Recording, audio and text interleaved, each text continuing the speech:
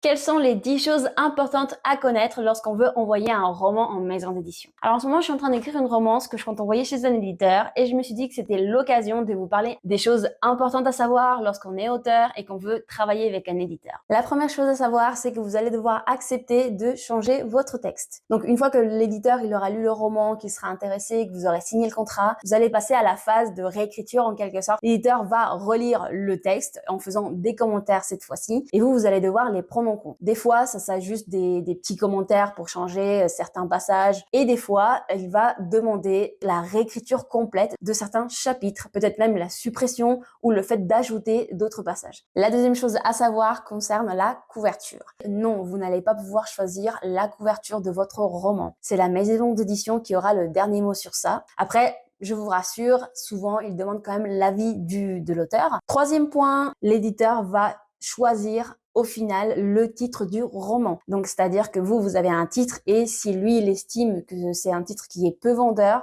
il va pouvoir le changer. Petit 4, toujours dans la même lancée, vous ne pourrez pas choisir le prix de votre roman. C'est la maison d'édition qui aura le dernier mot là-dessus. Cinquième chose à savoir lorsqu'on veut publier un roman avec une maison d'édition, c'est par rapport aux droits d'auteur. Les droits d'auteur sont entre 8% et 12% et ce qui se fait majoritairement dans un contrat d'édition, c'est 10%. Donc c'est-à-dire que sur un roman à 20 euros, on va toucher 1,90 € hors taxe. Sixième point important également à connaître, c'est par rapport aux diffuseurs et aux distributeurs.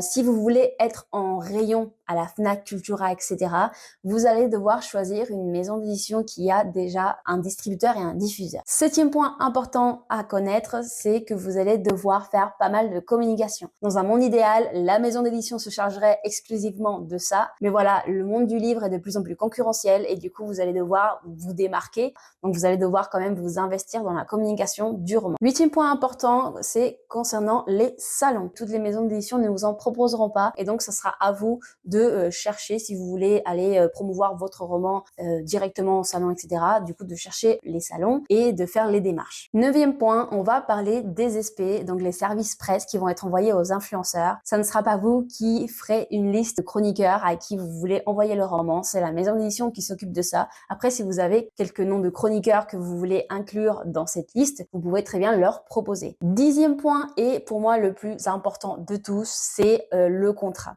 Il va falloir vraiment faire attention au contrat que vous allez signer avec la maison d'édition. Je sais que sur le moment, lorsqu'on a le contrat entre les mains, on est super excité, on est super fiers de nous et qu'on veut juste le signer pour que l'aventure puisse commencer.